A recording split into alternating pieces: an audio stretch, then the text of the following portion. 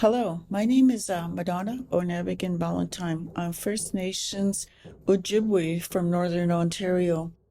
I came out west many, many years ago to raise my children.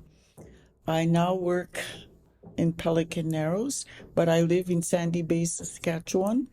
I am a holistic worker at the Angelic Canada Health Centre. I've been there now going on 8 years. My program under me is I do the women's program. And one of the things is in the communities, I work with the women in general. I work with everyone, but the women in general. And part of my life has been such a, I would say, a long journey. I chose to sit here today to speak about some of the incidents that happened in my life, especially this one on domestic violence. In our communities, we deal with many, many issues of domestic violence and trauma in our community.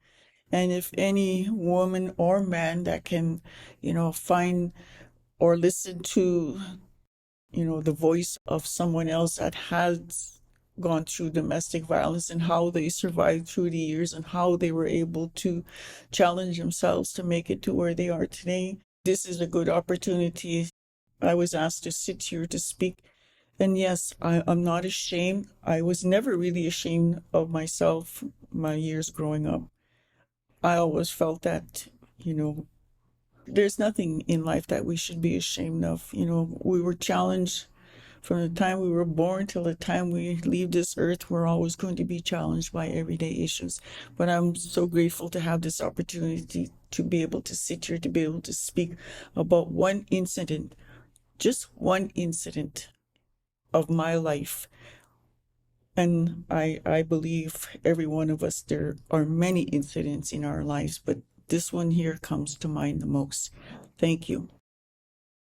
When I look at myself today, everything that I went through, for a while I was very angry. Maybe not angry because I came into this world as a woman, but angry because I did not understand when they talked about every time when somebody used to say, "Oh, you're such a strong woman, you're a strong woman." And I said to myself, the next person that says it, I'm just going to, tell them, what's your idea of a strong woman? But when you talk about the medicine wheel is when I got into my healing, is the physical, yes, the mental, the spiritual, and the emotional. That's what makes us a strong woman, is where we categorize all our history of trauma. We put it in there. We put that in, is it the physical? Is it the mental? Is it the spiritual? Is it the emotional? In that circle, those four quarters, those four pieces of pie in there. That's where we categorize our whole life in that medicine wheel. And that's where it begins. That's where I started to understand how, when they talk about women are strong, I get that now. And when I look at myself and I put my pieces together in that medicine wheel, it's like a big puzzle. Yes, I understand a little bit. But still deep down inside of me, I ask, why though? Why? Why does this have to happen to us? Why do women go through all the stuff that they go through and yet still be able to at least hold their head up a little bit, to have a little bit of pride inside of them.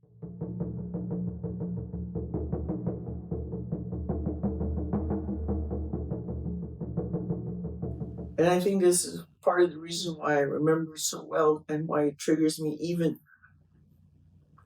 sometimes when I hear somebody yelling at their kid or yelling at their wife, "You never listen to me," even in a store, and just, how many times I tell you not to buy that, and just, you hear that, you know what?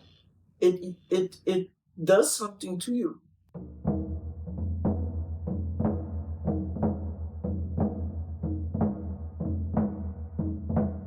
And I just barely could say, "You're choking me."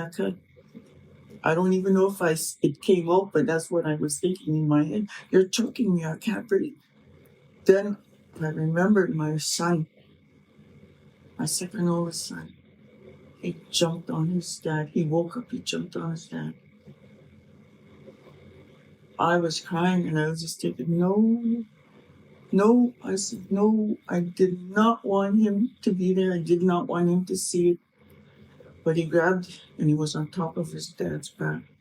And he was pulling his hair and he was poking his eyes. Finally, he must have poked his eyes enough where he finally let go, and that was enough to grasp air, and I managed to push him off. I can hear me, Mom. I can hear my sons calling me, Mom, come up now. Mom, where are you? You want me to come back? He's gone, Mom. They come looking for me. And then when I knew it was them, I could barely see through my one eye. The other one was so swollen. And I crawled out of that backhoe and that bucket, and they came and picked me up. I don't know what was tears and what was rain. Looking at my sons, and I said, "Dear Lord," I said, "I am so sorry." In my mind, I said, "Dear Lord, I'm so sorry." And I look at my son and I said, "This was something I never wanted you to see ever," and I never let them ever see it again. I made my decision. I look at my sons playing there, and they're happy, and I said, that's my responsibility. I don't want them to ever do that.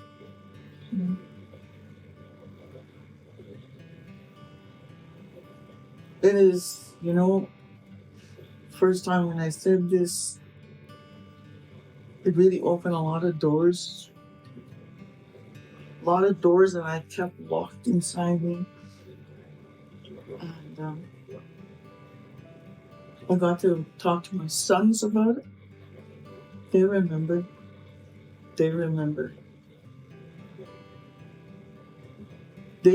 When I was talking, they didn't have their head down.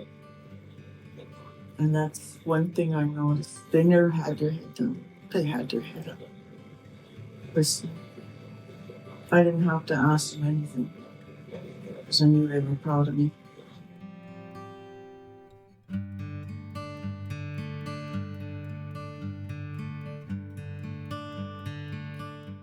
I thought to myself, I'm so glad I had the courage to walk away. To walk away and say, that's enough. No more. Because that thought came into my head of my father the day I got married, when he asked my first husband, all I asked him, never to raise your hand to my daughter. That's all I asked. That's all my father asked. I thought, simple. It wasn't so simple, right? It's never so simple. And I thought to myself, yep. Surviving. I said, I need to make some heavy decisions for myself. I don't ever want my children to go through that again. And I never let them ever see it again. I made my decision. I thought about myself leaving. And I let my mother-in-law know that eventually I was going to leave. I said, I can't. I said, no woman should ever have to go through this. And I asked my mother-in-law. My mother-in-law only had one man in her life, too. I said, and I never saw it with her. I asked her, did your husband ever hit you? She wouldn't answer me. So for me, I took that as yes. One of the first things I thought about is, what happened to the love? What happened to the vows that we took? Thought we're supposed to work things out, talk about things, right? What happened to the respect? Yes, he was a very proud man, but my goodness, wasn't he proud of me? Wasn't I good enough? That's all those things that came into my mind. Wasn't I good enough? And I thought to myself, no, wasn't worth it. I left. And I believe it was one of the best decisions I ever made. I didn't want to. I wanted to try to make it work out, but I knew I couldn't. So I thought to myself, so what do you do? Well, you take what you've learned. How did I get myself out of there? How did I get myself out of the situation where I had that opportunity to be happy, to be loved? I had a second chance in life. I found a remarkable man. You know, he was a very traditional man, very into his culture. And he didn't teach me everything. He only taught the basics of our 7 teachings of love, honor, respect, courage. Those 7 teachings meant a lot. Because when I thought about it, it was something I was already practicing through life. I already practiced it. So I just opened it up more and started looking at my future.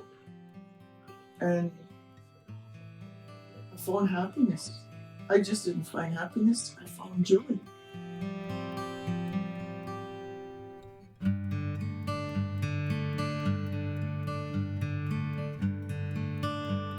Sometimes you want to blame that alcohol, but then you can't blame that alcohol because it's a person's choice to pick that alcohol up, right? Nobody forces it. And if we can find someone, if this video can help men, when they're drinking, when they black out, especially when they black out, because it's what you hear more and more of now. Men, they black out. Well, if you black out, quit drinking. Stop. You can't handle it. And because you don't know what you do. You won't know what you've done till you woke up sober. The consequences of what your actions were the night before. And then you expect your wife to hug you, your partner to hug you, to say, I love you. I don't think so.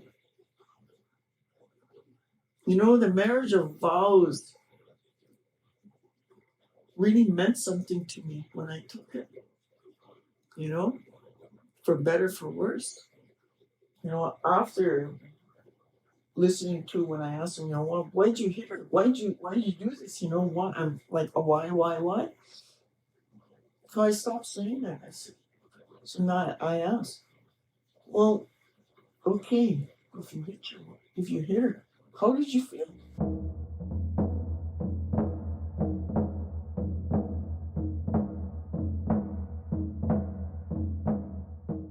You need to open up. You need to look at life.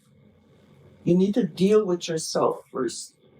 If you can't open up and deal with and look at yourself, how can you look at somebody else? That's something we cannot do for each other. We can't tell a person what to do. That person has to look at themselves. It's like that mirror. You look at yourself. Everybody's got to look at them. Well, most people look at themselves in the morning when they're washing up and whatnot, right? So when you look at yourself in that mirror, can you look at yourself in that mirror? What do you see when you look at yourself in that mirror? Can you tell that person in that mirror you love? So that's what we need to do. We need to look at ourselves in that mirror. All people. We need to love ourselves. Because if we can't love ourselves, how can we love somebody else? Right? That's what we need to do. Men, not just only men too, but women, everybody.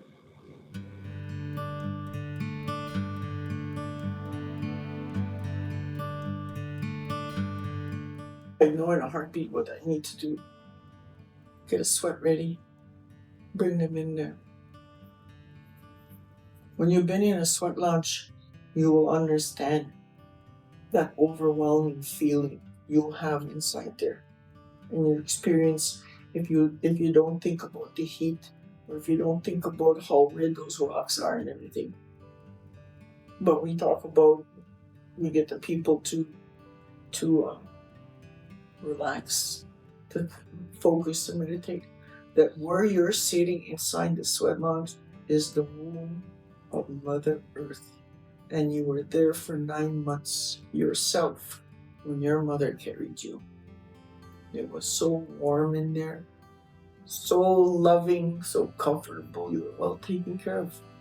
That's how I would do. That's where we begin.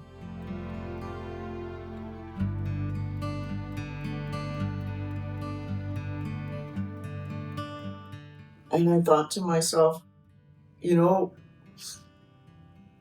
then when you think about all the violence and everything else that you went through, and you, the trauma and everything, and you have to make sure you got it in your mind that not all men are the same.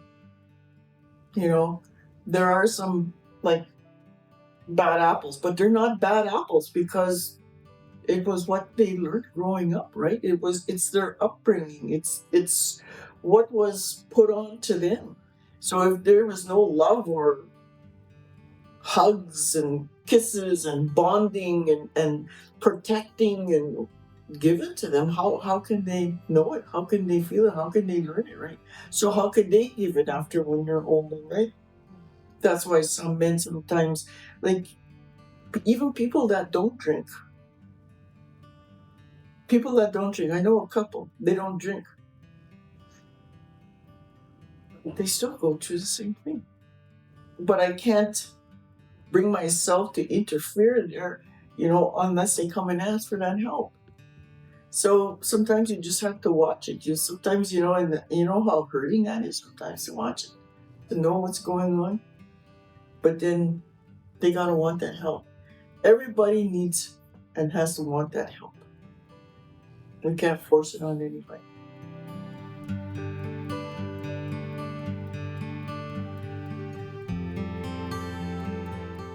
I thought I did forgive him. Forgiveness is not overnight. It's an ongoing thing. So yeah. But I see my husband, he learned me lots. He learned me so much that we were able.